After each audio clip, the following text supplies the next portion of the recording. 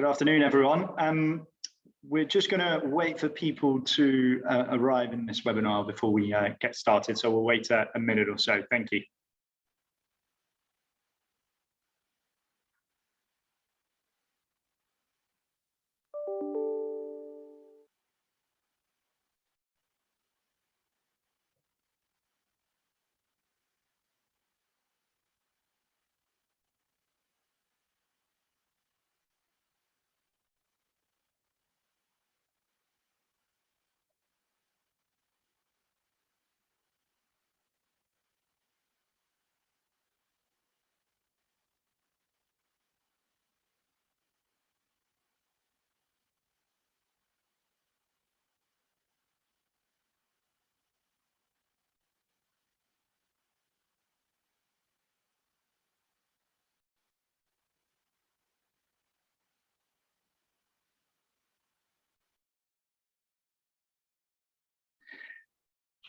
Excellent. A couple of minutes have gone by, so we'll get started on the webinar, and I'm sure some few more people can join us along the way. Good afternoon to everyone. Thank you very much for joining this 1-hour webinar. I'm Charles Nord from Action Sustainability, and today the webinar is a presentation of the Employee Diversity Annual Benchmarking exercise that the Supply Chain Sustainability School is running through the third program and in collaboration with some of our partner organizations. You'll be hearing from one of them today. The ambition of this exercise is essentially to gather industry-wide data about employee diversity, and also to enable client organizations to view the employee diversity within their own supply chains and being able to compare that with industry-wide benchmarks. Obviously, having access to that type of data then enables to inform actions that can be taken on the topic of ED&I, equality, diversity, and inclusion. The diversity benchmarking exercise is carried out yearly via the sustainability tool, which is a reporting and performance management platform that is operated by Action Sustainability. So today we'll be presenting all of that exercise. Our agenda is to first of all hear from Belinda Blake from National Highways, who's going to tell us about what this exercise, what this survey is about, and why it's important. So she's going to be providing a point of view from a client organization. Then we're going to have my colleague Liv Banfield, who's going to provide insights, key insights that we took away from last year's survey results. And then I'll wrap up by telling you how you can participate this year and what participation looks like. As a reminder, this is a webinar, so there's unfortunately no active participation from attendees. However, you can use the Q&A within the Zoom application. We've got a Q&A button. You can click on that and ask questions. We'll try and answer those as we go along, or we've got some time set at the end as well to respond to those. We'll also ask you to share some feedback at the end, so we'll provide a link for feedback for you to tell us what we can do better and where we can improve as a school. And then finally, to all attendees today, you will receive a set of slides, these slides, so you don't have to take notes if you don't want to. Thank you. So we'll jump right in, and I'll invite Belinda to present the context of this diversity benchmarking exercise. Belinda, over to you. Thanks, Charles, and welcome everyone who's on this call. I'm really delighted to be sharing or introducing this first session really of this data benchmarking exercise. If we can just move on to the next slide, I'll set a little bit of the background. National Highways have been involved in this activity since 2011. And it's when we first partnered with 15 of our suppliers, we came together really to give us a bit of a picture of what our sector looked like, so that we could then start identifying the equality issues or some of the lack of diversity in our workforces, and start tackling some of those things. And so that's what this whole exercise was based on. And then from that period, during 2012 to 2018, this activity really grew. We saw more suppliers taking part. And we also got much better quality data. It wasn't perfect. We're still trying to get that perfect view of data, but we've seen a gradual increase over the years of the quality and the kinds of data that have been submitted. But towards the end of 2018, we started seeing suppliers say to us and to other transport clients, can you please ask us for data in the same way at the same time, so that there was consistent single ask. So we came together with HS2, with Network Rail, and with Transport for London, and looked to see what kind of things we were asking for, and to identify how we could actually collaborate. So one of the first things that we managed to identify the categories that we would want to look for. We were able to identify some common ground with definitions. And once we'd done that, we started our first collaborative exercise, which was in 2019. We tried to put it online ourselves then, and I'm afraid to say we failed miserably, really. It became quite difficult trying to use some of the platforms that we'd got, and we ended up reverting back to using an Excel spreadsheet and having people send them to us, so that we could then get our internal analysts to work out what had been said. But it got us thinking that actually, if we could have a web-enabled tool, it would make it a lot simpler, which is when we all started having conversations with the supply chain school. And it also sort of falls as part of our enhanced membership as members of the school. Last year was the first time that we did it online, and it was excellent. It was really so much a simpler way of doing things, and was able to show us the potential of this combined sort of data collection exercise. We wanted consistent data, we wanted company level data, and it was really good for us to have senior leaders from our businesses endorsing this kind of activity. We recognise that data is a means to an end. Collecting data in itself is not going to change anything, but what it's going to give us is the baseline, the foundation to see what either our own companies look like, what our own supply chains look like, or what our sector looks like. And then we can drill within that and seek solutions to some of the problems or the gaps that are identified within the data. So in 2021, the supply chain school took it over. We simplified the process, and as a result of that, we managed to increase the engagement. So if we can just go on to the next slide, please. And this is showing you the real growth in the numbers of companies that have been responding. You will see that last year we ended up inviting 413 companies and 88 responded. So for us, 88 companies is an increase, but when you look at it as a percentage of those that were invited, it wasn't a very large percentage. So I would really encourage those of you who are on this call who haven't taken part before to really think about taking part and using this online tool to help you provide that baseline, that foundation for your own EDI activity. And later on, you will see examples of the data collection exercise, but the school has also created a number of other tools that will enable you to take in-house and to help you start collecting data from your workforce if you don't already do it. So we're trying to enable suppliers of different sizes to start taking part.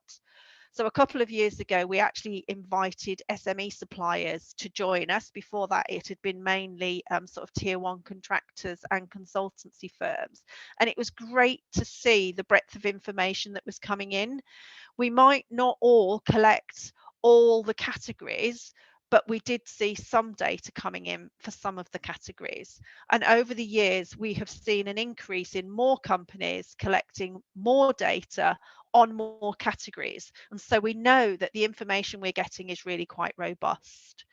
So in 2021, we had over 251,000 pieces of workforce data, which far exceeds what the ONS collects within their construction bit. I think they collect about 45,000 pieces of data. So we know that what we've got and what this data is showing us is a much better picture of what our sector looks like.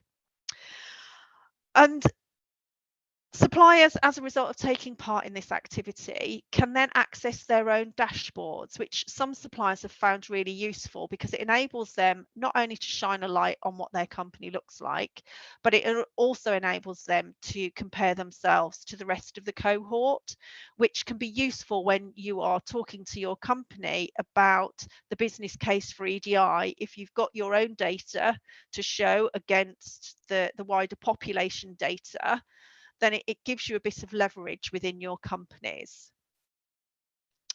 If we can just go on to slide 7, please.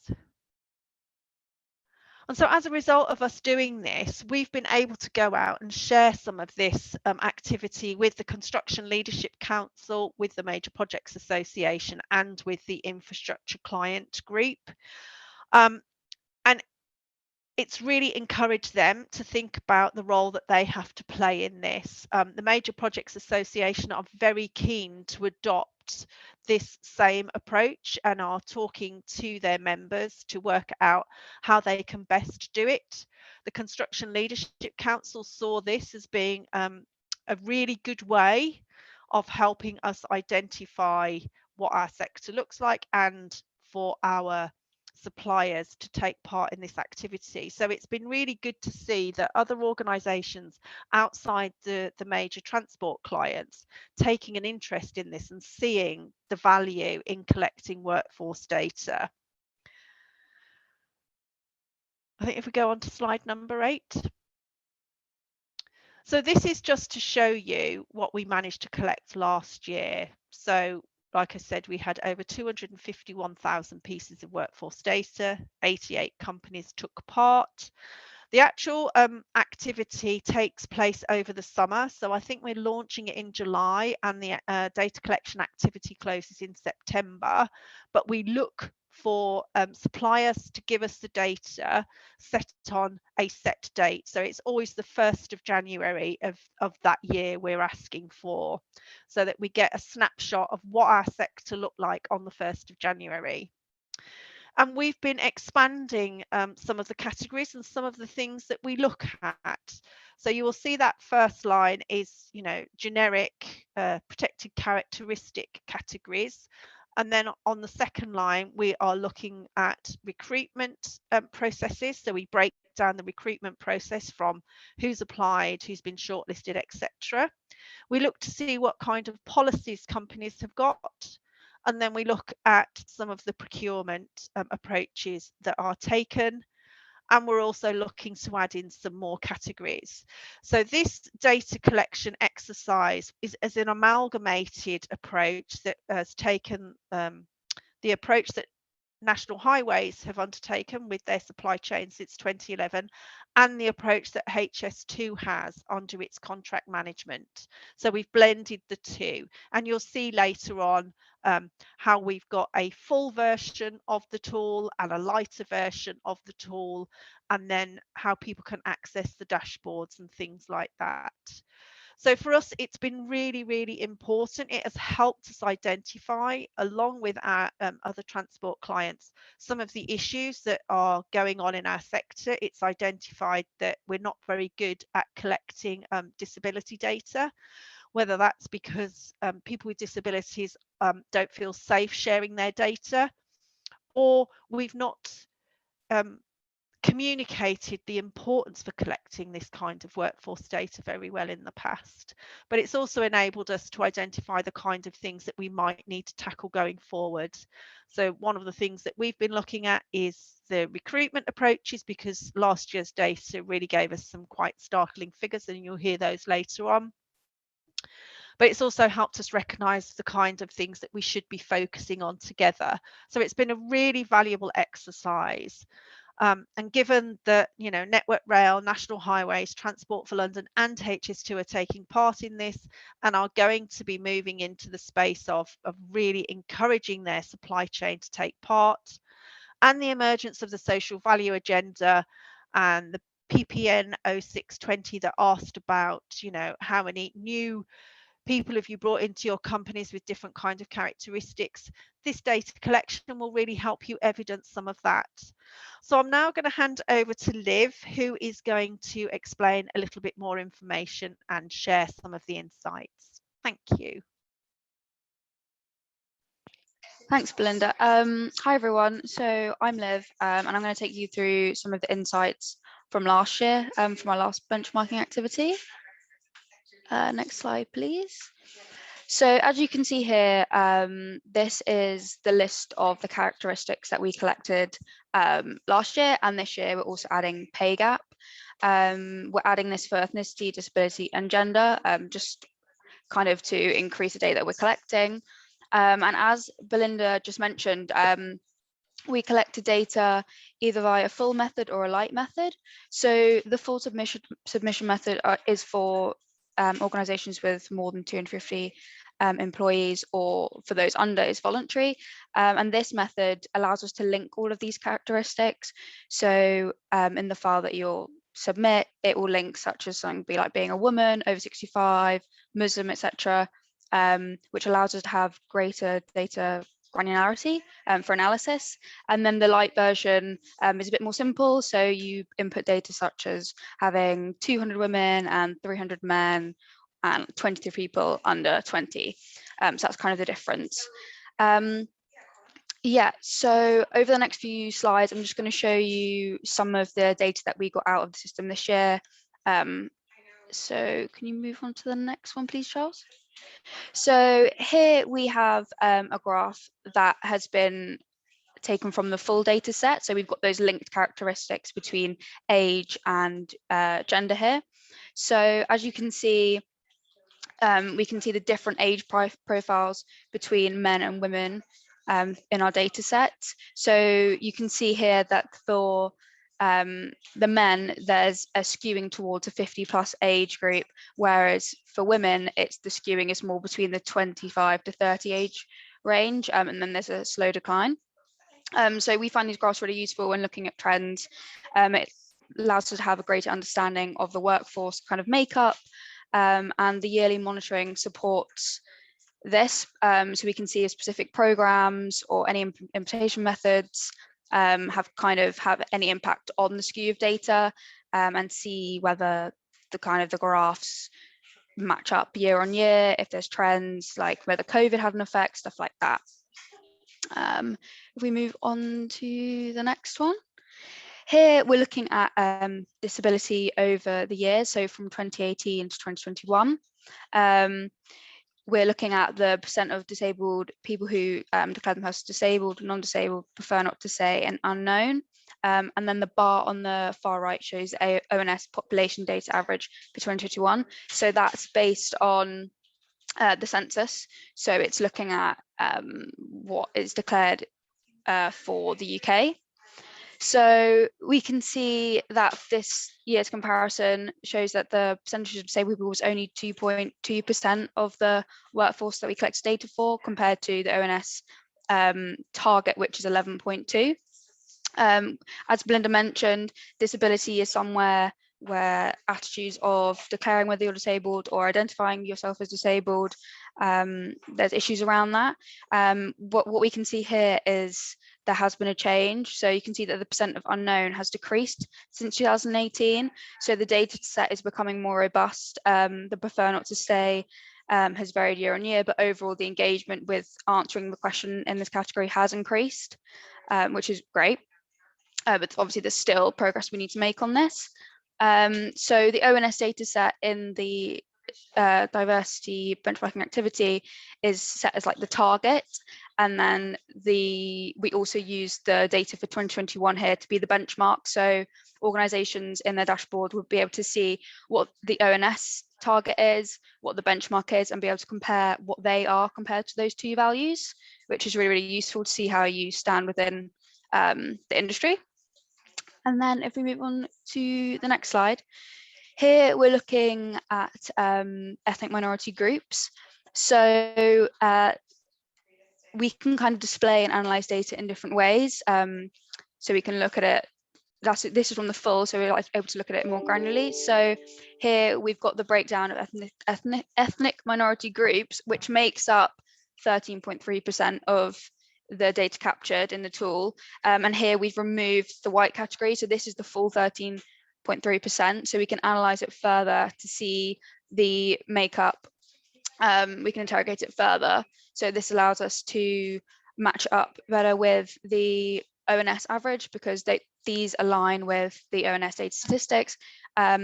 So yeah, we can do that with different graphs. And then the next slide. Liv, I'm just going to. Oh yeah, sorry. Sorry, I'm just going to interrupt there for a second, sure. Because there's been a question or a comment around the ethnicity categorizations. Oh yeah.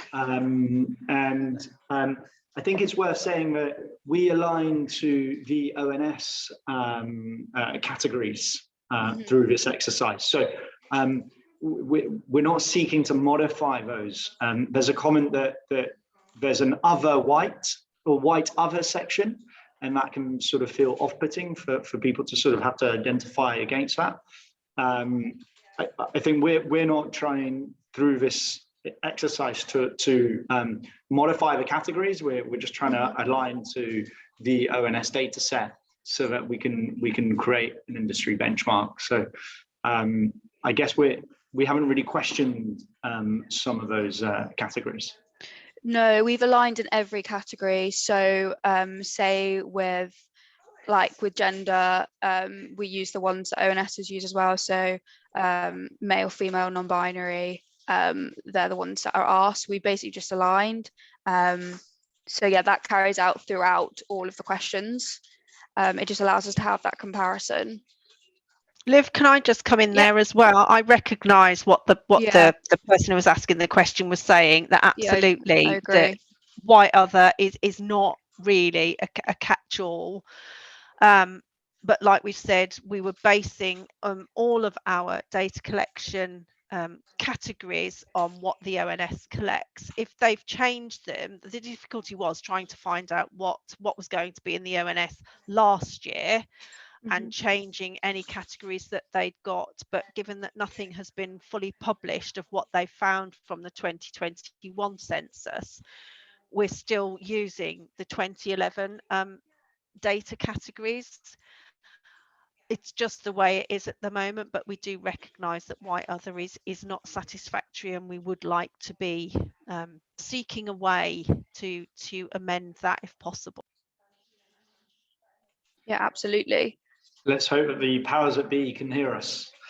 Thank you. I thought it was worth answering that question at that point. Yeah, thank you, Charles. Liv, I'll move on to the next slide. Yes, please. Thank you. So this is the attraction recruitment data that we got from the system this year. So you can see on the right the categories, and in the bracket are the raw numbers. As you move through the steps towards the right, you can see the ratios change with the final overall ratio on the far right. So the way you read this, for example, for the top row, for every 3.3 applicants that are women, one gets shortlisted, and then from then on, every 4.4 shortlisted, one is interviewed, and then for 1.7 interviewed, one is hired. So the overall ratio is 26:1 from application to hire. So as you can see, the ratio for ethnicity is particularly high, and this is an area, as like Belinda mentioned earlier, that the benchmarking exercise was able to highlight, and is an area that needs to be addressed. And by us collecting this data, we can monitor over time, just like with all the other data sets, to see if certain schemes in place or any training, like bias training, can kind of alter these figures. Yeah, this is one of the voluntary sections, that is available for everyone to input data to, and it's something that we very much encourage people to fill in, just so that we can get this sort of data. And I think that is the end of my section, so I'm passing back over to Charles, unless anyone has any questions about that at that point. No, okay, back to you, Charles. Thank you very much, Liv and Belinda, for presenting all of that. I'm going to wrap this up by essentially showing you a little bit of the survey and telling you how you can participate this year. So first of all, the survey responses, as was explained by Belinda, are to be provided via our own online system called the sustainability tool. There's a specific URL for it, which is diversity.sustainabilitytool.com. It's free for any organization who wishes to participate by responding to the survey as a supplier organization. It's free to register, it's free to participate and to submit that. And you'll see in a moment that when you participate, you also get access to the industry-wide benchmarking information. When you respond, each year you need to complete, first of all, a section on company information, where you're invited to, from a drop-down, to select your client organizations. So last year we limited that to the 4 transport client organizations that participated, so National Highways, HS2, Transport for London, and Network Rail. This year we've expanded that out thanks to the collaboration that we're receiving through the Major Projects Association, the Construction Leadership Council, and the Infrastructure Client Group. So there will be more clients that you can say you work for. You can say they're your clients, you work on projects for them, and that will enable them to I guess, add your data to their supply chain wide benchmarking. Please note that when you respond, if you select a client, they then can see your diversity data, so they can drill down into each supplier.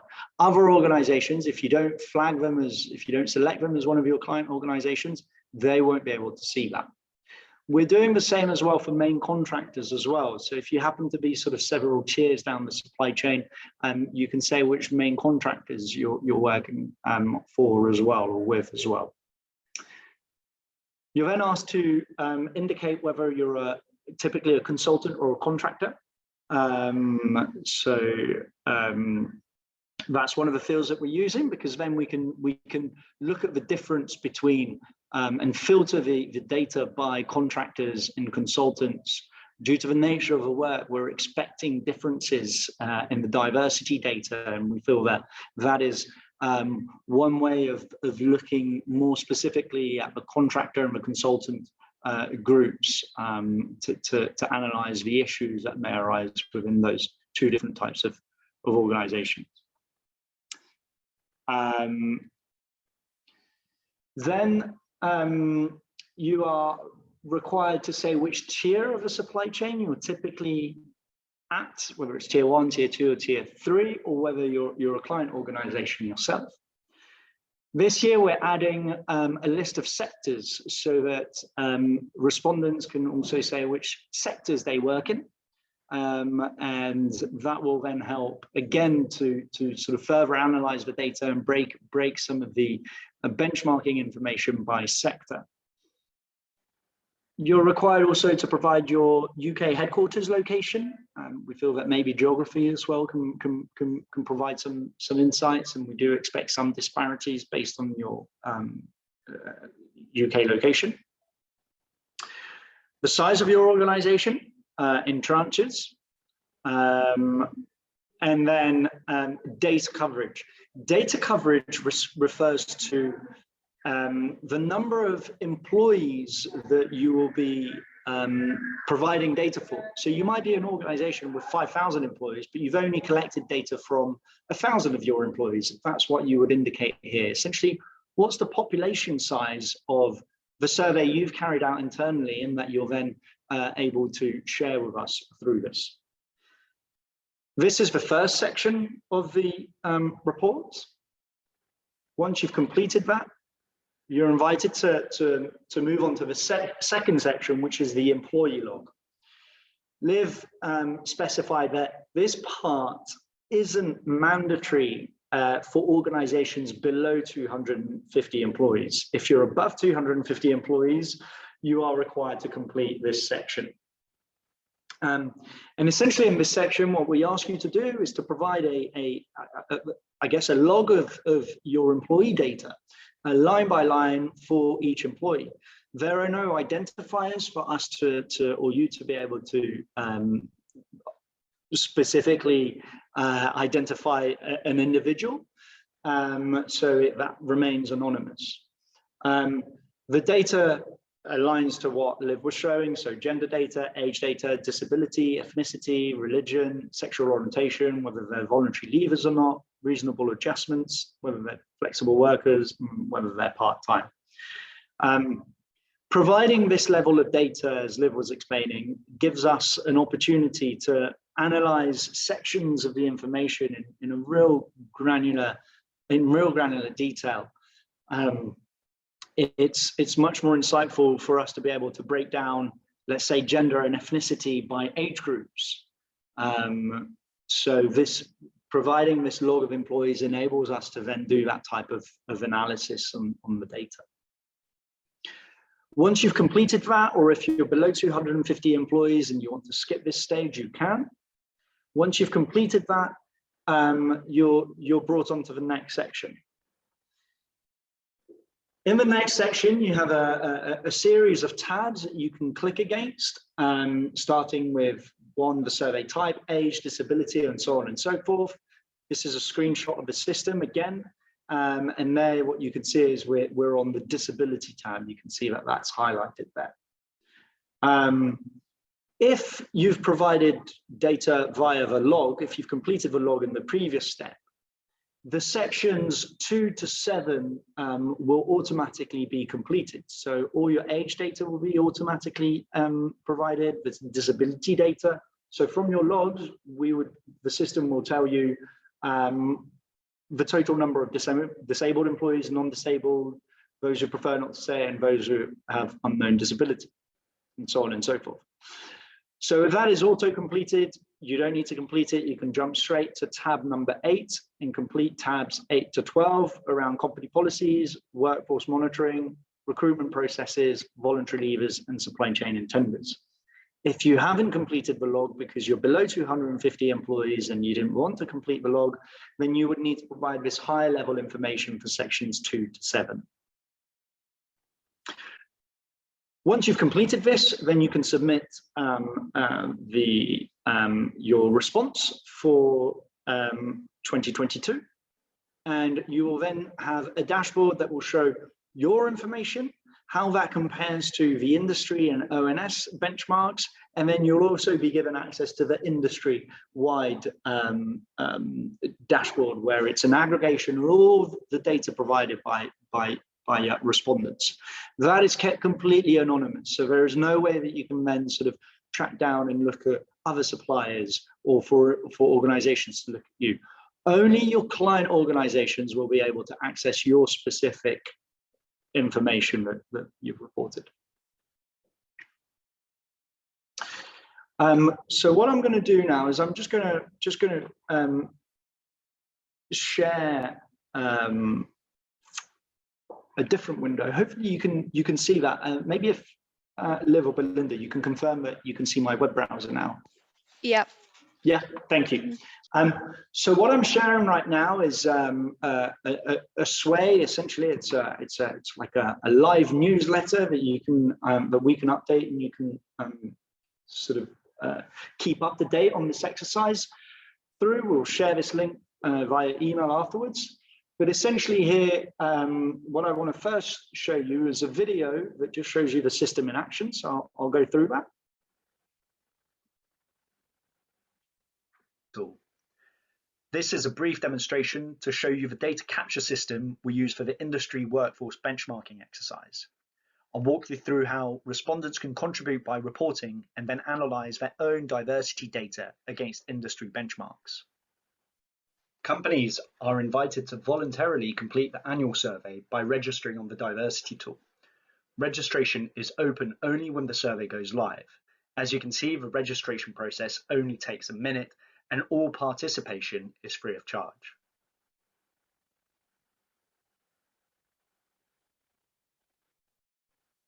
Once in the system, companies can complete their annual survey by 1. Providing high-level information about their business, 2. Submitting employee diversity data within each section of the survey, and 3. By uploading an anonymous log of their employee characteristics as shown on the screen.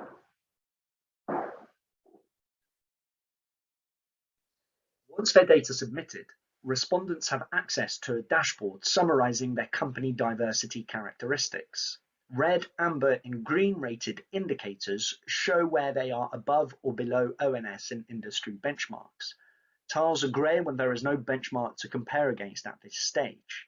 You can click into all of the categories to explore your data in more detail. In this example, we can look at the percentage of employees with different religious backgrounds against the ONS population dataset.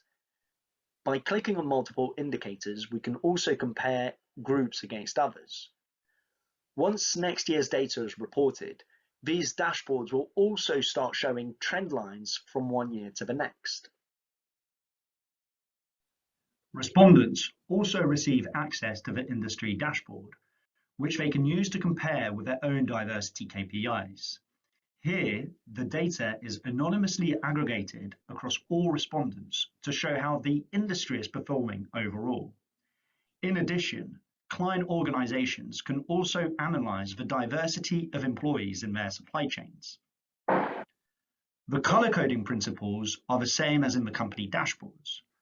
You will notice, however, that at the bottom of the dashboard, there is a Microsoft Power BI panel where you can explore the more granular level data submitted through the employee logs.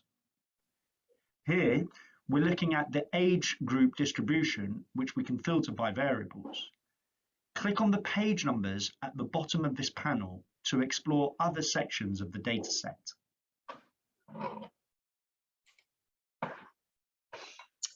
So I'll stop that video there. What you might have noticed as well is that in that video, when you provide your company information last year, you could go straight to the higher level reporting section. This year, you'll be forced to go through the log first, and then you'll be able to access the high level reporting interface. So it'll be a bit more of a streamlined process, automatically taking you through that log.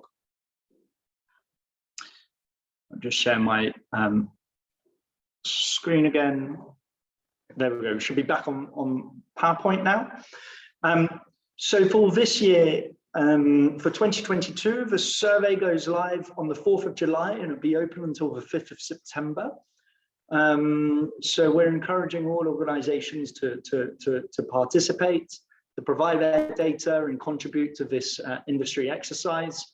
Last year, we received data covering 251,000 employees. We're trying to obviously beat that number, but importantly, we're trying to sort of collect at least the same population size so that we can look at the trends and how things are progressing, and whether activities that are taking part throughout the industry on improving the EDI topic or fairness, inclusion, and respect issues, whether they're having an impact and whether we're seeing increased diversity within our sectors. Just so you know, we also have another a series of webinars. We've got another introduction webinar next month on the 22nd of June. On the 28th of July and the 24th of August, that would be the period when the survey will be live. So we're going to be running support webinars where we'll essentially go through the reporting in more detail and the interface in more detail, and answering any questions that organizations have in responding to the survey. In December 2022, there'll be an annual playback event run by National Highways, Transport for London, Network Rail, and HS2, where we will together present the results and similar insights that Liv presented today. That event tends to be a whole day event, and we go into a lot of detail in terms of presenting some of the insights we got. So what Liv presented was just sort of a snippet of the type of information that we provide. And importantly, the client organizations talk about the activities that they take on to sort of try and address some of the issues that we've uncovered through the data. And also we invite respondents who have scored particularly well in certain areas to present how they've achieved those things. So it's really an opportunity for organizations to showcase what they're doing good around equality, diversity, and inclusion. As I said, the Sway link is below here. We'll share it via email afterwards, and you'll be able to keep up to date in terms of any modifications, any announcements that we make. So I'm just going to go back to the Sway actually and show you one thing. Is that in the Sway you can keep up to date. We'll announce when the survey goes live, which is the 4th of July.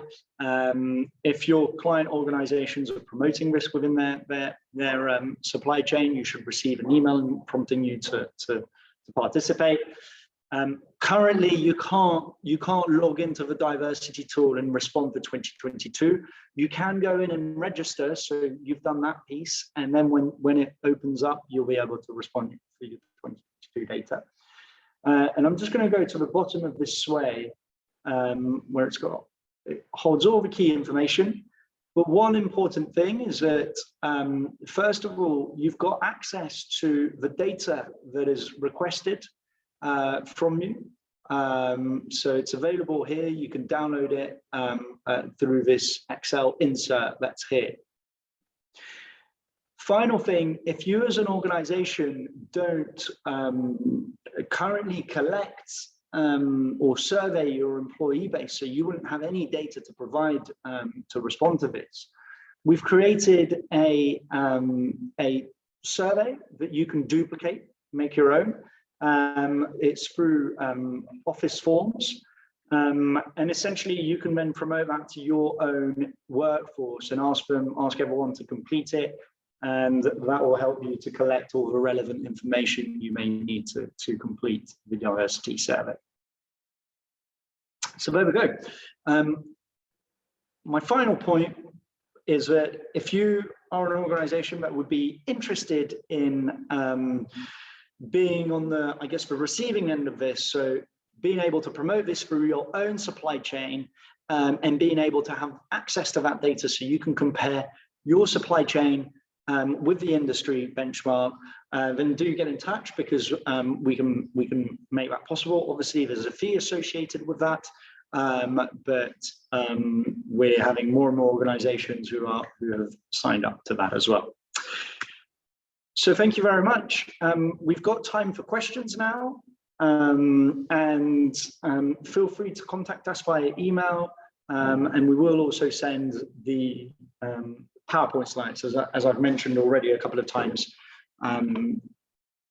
So there you go. We've got a raised hand, so I'm going to Kelly, allow me to talk. Hello, Kelly. Hi. Thank you for that. I unmuted, okay? Yes, we can hear you. Fab, thank you. So hi, I'm Kelly Eaton. I'm the diversity and inclusion lead for the project delivery profession across government. So I was made aware of this piece of work via MPA. So sorry, I don't know if this is just really specific to me, and I don't want to hog. I don't know if there's loads of other people asking questions or not. So if it's better for me to take offline with you specifically, Charles, then absolutely fine. So firstly, this sounds fab. The challenge that I have is that civil service data at this level is official. So you can't take it outside of the civil service. You can't put it onto another system. It's very much protected. So I don't think there's a way to actually be able to participate on that basis. And again, I don't know if this is something just to take offline, because it might be that I've misunderstood. There's also not a way, I don't believe, for me to be able to identify from a massive 20,000 lines of data of people who work in the project delivery profession, who's working on a construction project and who isn't, because of course we deliver a lot of very different projects. So is the focus of this more, or is it more valuable, I guess my question is, for us to maybe promote this to suppliers that we use and just say, we encourage you to get involved in this so that you can compare yourselves with, with other organizations, but as a civil service as a whole, sort of take a step back in the sense of I can't see a way that we can put our data in, and also the time that would take to put in thousands and thousands of lines of data for individuals, which I don't think I'd even be able to be allowed to have. Sorry, they're my initial questions or thoughts. Thank you, Kelly.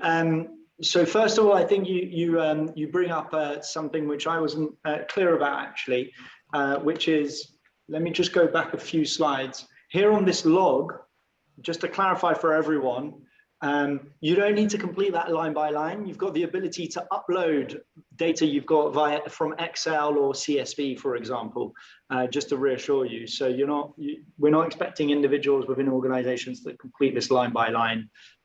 So hopefully you've carried out your internal monitoring and survey, and you've got this in a spreadsheet format and some type of database that you can extract and upload straight into here.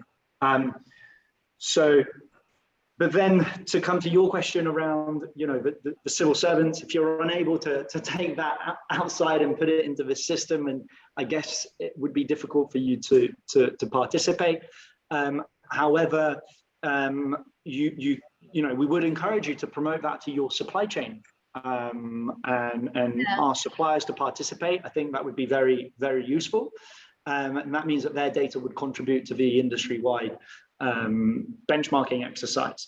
If you then want access to that data, Kelly, maybe we can take that offline and discuss how we could do that. Maybe extract some high-level information and provide it to you in a different format so you can do your own internal comparison as well.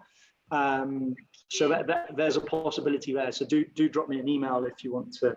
Yes, thank you. Would you mind putting your last slide up again with your contact details? So sure. You'll get them in the follow-up email. But yeah. Oh, okay. Thank you. Here they are. Yeah. So there we go. Hopefully that answers your question, and some of that benefits everyone on this call as well. Thank you.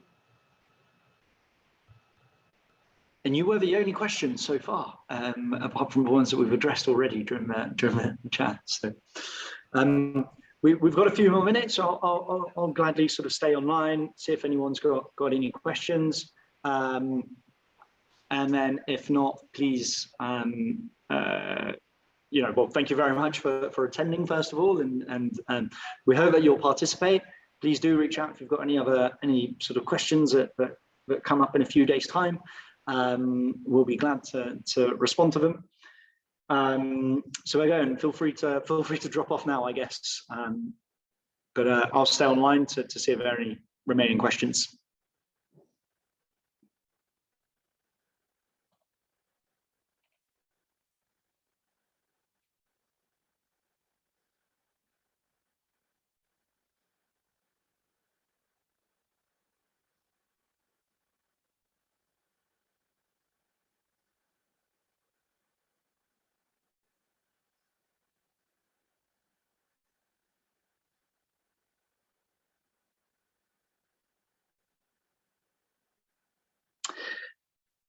it seems that there are no questions, and the numbers are dwindling down. So we will end this webinar now.